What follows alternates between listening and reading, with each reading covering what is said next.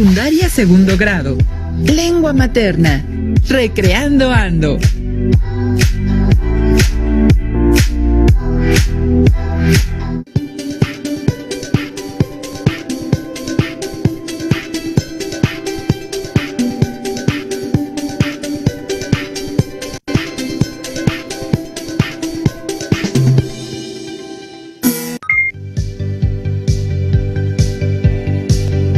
Qué gusto encontrarnos de nuevo. Mi nombre es Nadia Jiménez y les doy la bienvenida a las alumnas y alumnos de lengua materna de segundo grado de secundaria.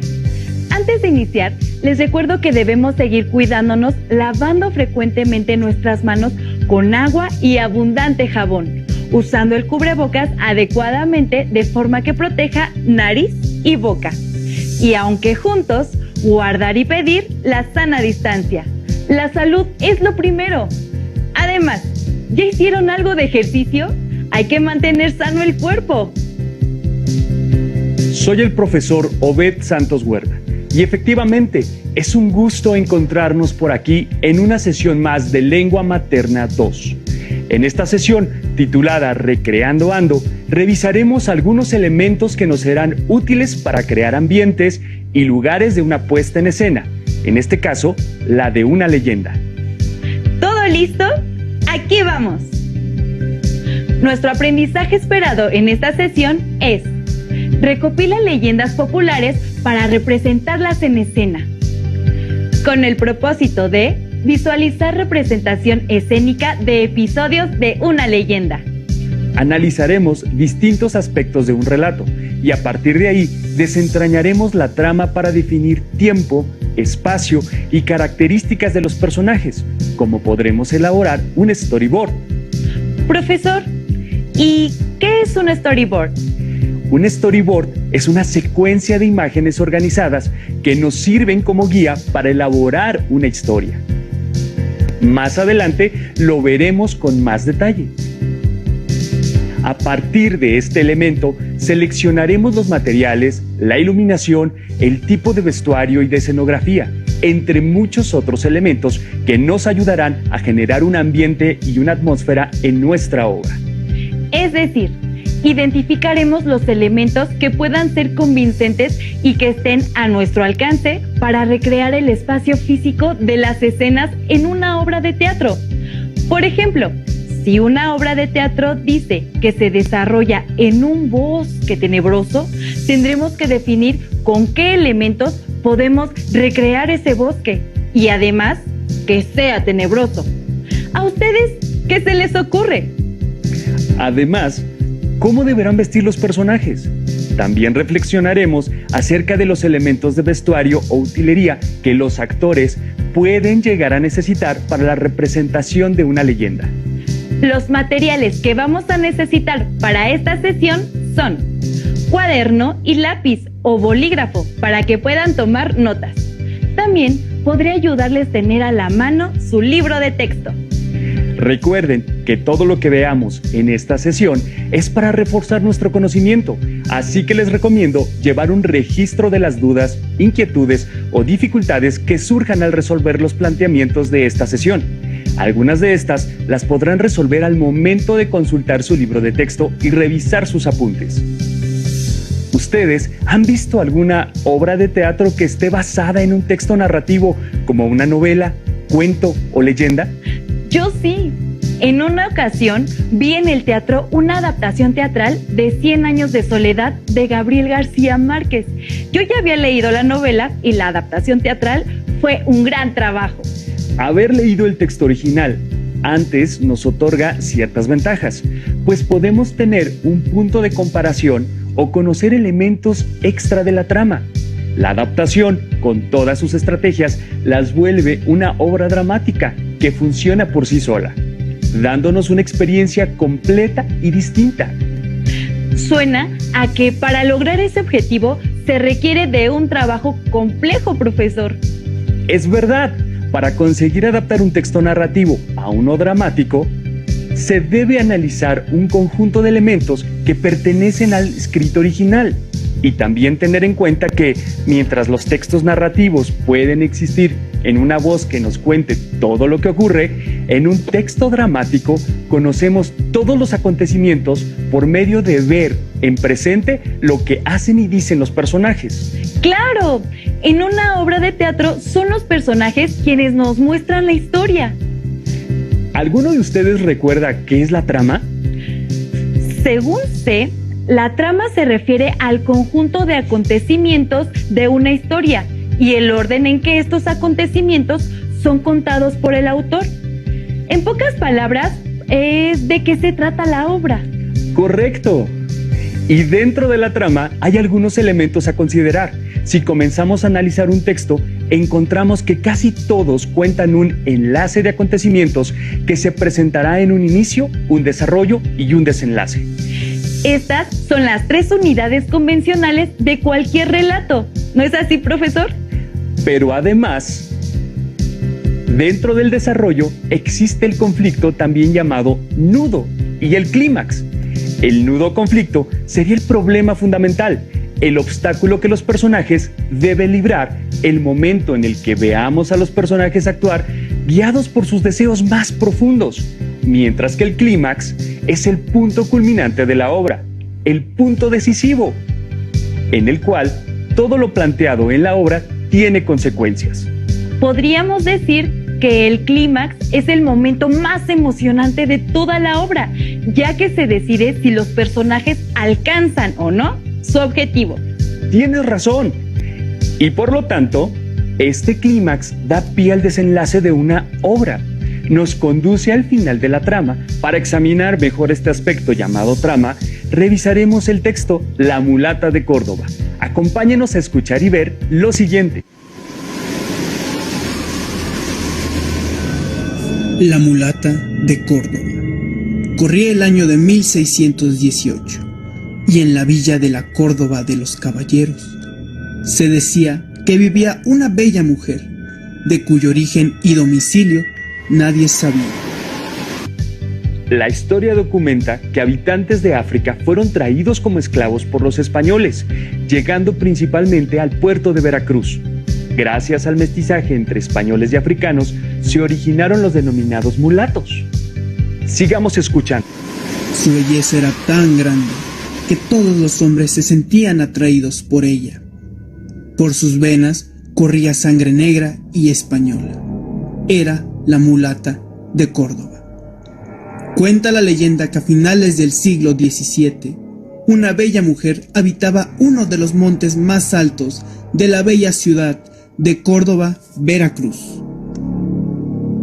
La mujer, por medio de algunas hierbas y ciertos rituales, atendía a algunos habitantes del pueblo, pues siempre lograba curarlos de alguna enfermedad o de algún mal de amores. Dicen que era muy entendida en las artes de la medicina, que conjuraba tormentas y predecía eclipses y temblores. Las pestes y enfermedades mortales, ella las curaba solo con hierbas. Poco a poco, la mulata, como todos la conocían, fue adquiriendo fama, pues su inexplicable belleza parecía embrujar a los hombres y sus poderes curativos hacían a todos pensar que se trataba de una bruja o una hechicera. La fundación de la ciudad de Córdoba tuvo lugar en 1618, debido a los ataques y asaltos que realizaban los llamados negros y marrones, personas que se rebelaban contra el sistema de esclavitud al que estaban sujetos. Tal situación llevó a los españoles a fundar esta población a fin de proteger a los súbditos españoles y a los intereses reales. La gente crédula y supersticiosa afirmaba que la mulata tenía un pacto con el diablo, que tenía poderes mágicos y que podía estar en 2 lugares al mismo tiempo. Un día, el alcalde, don Martín de Ocaña, por medio de costosos regalos, trató de conquistarla, pero la mulata siempre se negó a recibirlos y a salir con él. Además de que la situación social de los mulatos no era tan distinta a la de las personas africanas. No podían acceder a las universidades, a la carrera eclesiástica ni a la militar. La molestia de Ocaña fue tan grande que acusó a la bruja de hacerle beber un brebaje para que perdiera la razón, motivo que las autoridades tomaron como acusación, de forma que la bella mujer fue llevada a la fuerza ante la Santa Inquisición, quien no tardó en apresarla y enviarla al presidio de San Juan de Ulúa, acusada de brujería. La condena que recibió fue morir quemada en leña verde frente a todo el pueblo. En esta época, quienes usaban las plantas como remedio curativo podían ser acusados de practicar brujería y ser castigados por la Santa Inquisición. Continuemos con esta leyenda. Una noche antes de que su vida finalizara, la mulata le solicitó a un carcelero que le consiguiera un simple trozo de carbón. Se dice que la mulata dibujó con el carbón, en los húmedos y oscuros muros de su celda, un barco con enormes velas blancas desplegadas al viento. El comportamiento mundano, como lo llamaban, era causa de muerte en la hoguera, que fue la pena máxima para los acusados de herejía y hechicería. Al otro día, y antes del crepúsculo, la mujer preguntó al guardia qué era lo que le hacía falta a su barco, a lo cual el hombre le respondió: que navegue. Ella tranquilamente solo le respondió: mira cómo navega. Y dando un salto, subió al barco mientras éste avanzaba entre las olas para perderse en el horizonte que ella misma había dibujado. Los ojos del guardia no podían creer lo que veían, pues la mujer desapareció. Y al día siguiente, aferrado a la reja del calabozo vacío, se encontró al carcelero con la razón perdida. Y después de eso, nadie más supo nada de la encantadora mujer.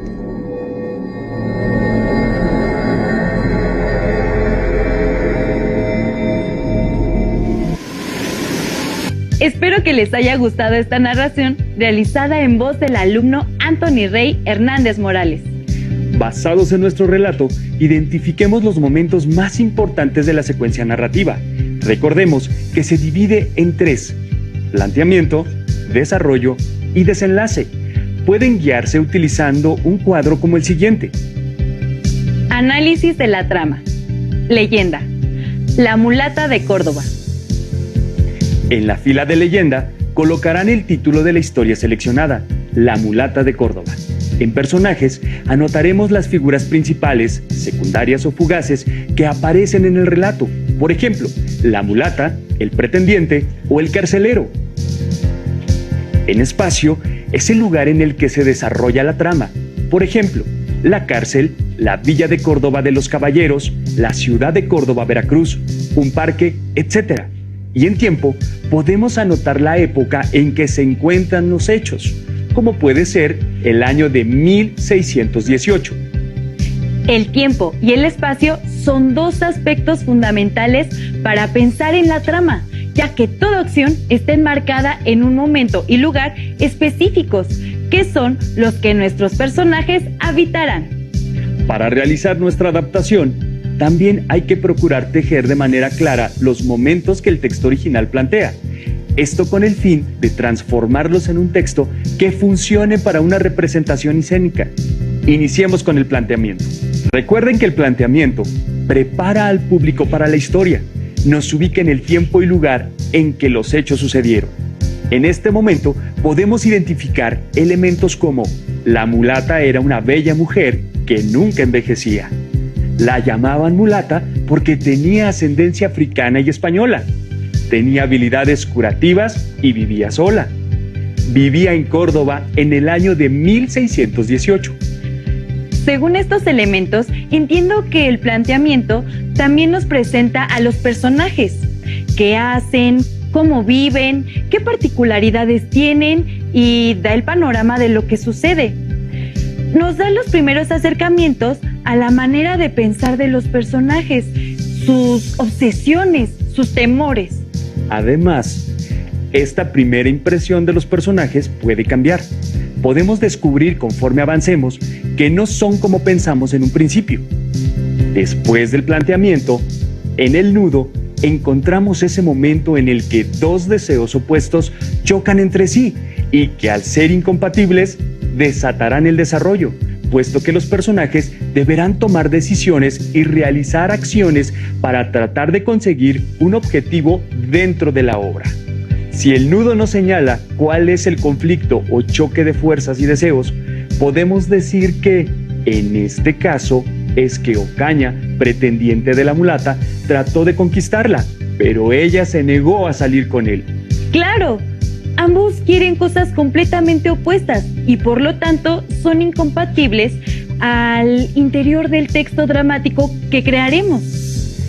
Después tenemos el desarrollo, en donde encontramos todas las acciones que los personajes llevarán a cabo para conseguir su objetivo. En nuestra leyenda podemos resumirlo con la acusación de Ocaña acerca de que la mulata es bruja y cómo esto la lleva al arresto y la condena a muerte. Luego llegamos al clímax, que es la parte culminante o con más intensidad.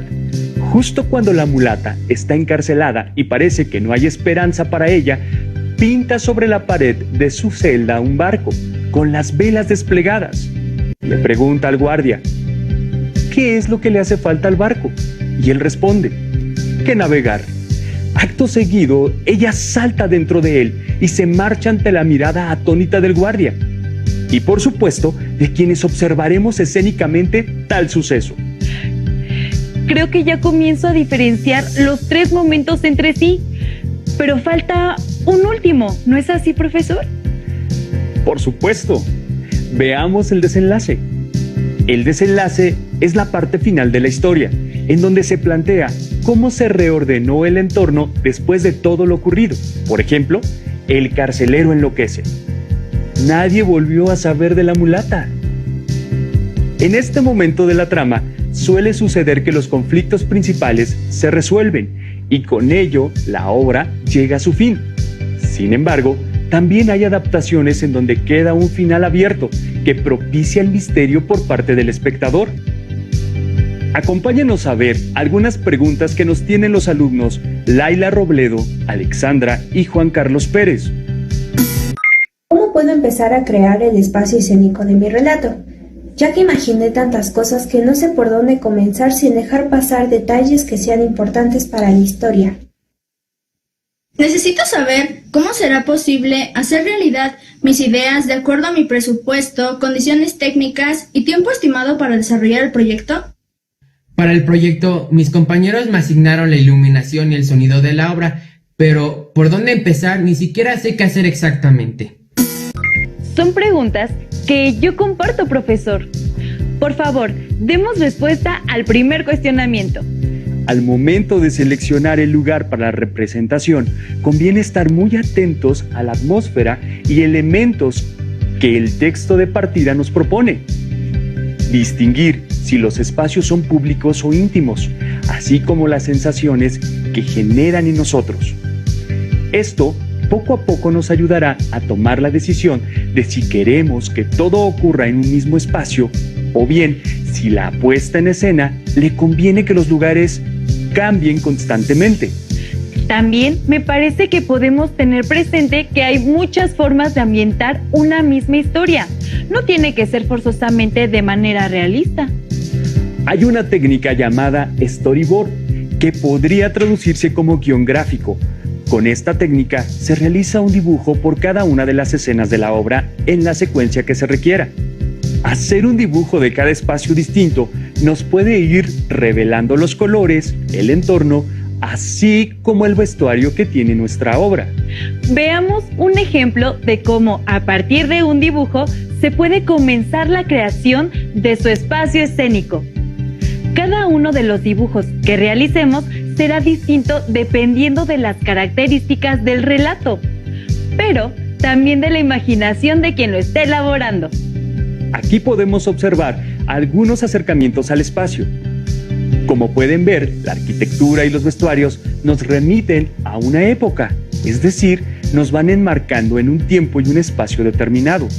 Incluso podemos distinguir algunas emociones en los personajes que aquí aparecen. Pero profesor, Creo que sería muy difícil construir una catedral para ponerla en el escenario. Claro, pero no hay que perder de vista que este tipo de herramientas nos sirven como punto de partida o referentes para encontrar la atmósfera de nuestra obra. No necesariamente significa que tienen que mostrarse tal cual en el escenario. Aquí entraría la imaginación, para pensar con qué objeto, dibujo o elemento podemos representar una catedral en el escenario. Sí, porque como nos preguntó la alumna Alexandra, necesitamos saber cómo será posible hacer realidad sus ideas, de acuerdo con su presupuesto. En las siguientes imágenes podemos ver algunas maneras en las que nuestras ideas se pueden materializar. Como vemos, más que presupuesto en estos casos, se requiere mucha creatividad. Una vez encontradas las acciones, lugares y acontecimientos en nuestro texto, podemos idear formas ingeniosas y sencillas de recrearlos. Como en la imagen en que, gracias a un juego de sombras, pudimos ver la lucha con un dragón. ¿Qué nos puede decir respecto a lo que preguntó Juan sobre el sonido y la iluminación? La luz, en primer lugar, nos ayuda a tener visibilidad de lo que está ocurriendo, pero utilizada ingeniosamente, también puede ayudarnos a crear atmósferas y sensaciones de felicidad, tristeza, miedo o muchas otras posibilidades. ¿Y qué pasa si no tenemos iluminación profesional, como es el caso de la mayoría de nosotros? De nuevo entra en juego la creatividad. Piensa que la luz es diferente si es emitida por una linterna o por una veladora. Ahí hay posibilidades de juego. También pueden probar colocando diversas telas o materiales frente a una linterna y ver si la calidad en el color y la intensidad se modifica. Y según lo entendido, la música de fondo también nos ayuda a crear atmósfera, ¿no, profesor? Así es. Incluso puede ayudarnos a resolver elementos escenográficos. Piensa que si ponemos el sonido de las olas del mar, ya no sería necesario recrear toda una playa. Simplemente el sonido comienza a evocarnos un lugar específico. Todos los referentes que vayan seleccionando y descubriendo pueden incluirlos en su storyboard, desde el tipo de iluminación que se imaginan hasta los referentes de vestuario para sus personajes. Recuerden que el storyboard es un apoyo visual que les facilitará el montaje de su puesta en escena. Es una herramienta que ayuda a traducir su pensamiento en imágenes. Profesor, pero ¿qué sucede si no soy un dibujante experto? Eso no debe preocuparte, ya que de este boceto solamente nos brinda un panorama general de lo que cobrará vida en el montaje real. Lo importante no está en el dibujo, sino en los detalles que a cada uno nos sirven como guía. Veamos juntos el siguiente video realizado por la alumna Olteguanacmitle Margarita. Hola, hoy voy a explicar un poco sobre qué es un storyboard y cómo se hace. Un storyboard es un conjunto de ilustraciones presentados secuencialmente y es una guía visual que nos ayuda a comprender una historia, planificar la estructura de una película o visualizar una animación o video. Para hacerlo, se puede utilizar lápiz y papel, pero también plataformas digitales. En este caso, utilicé lápiz y papel para retratar la leyenda de la mulata de Córdoba.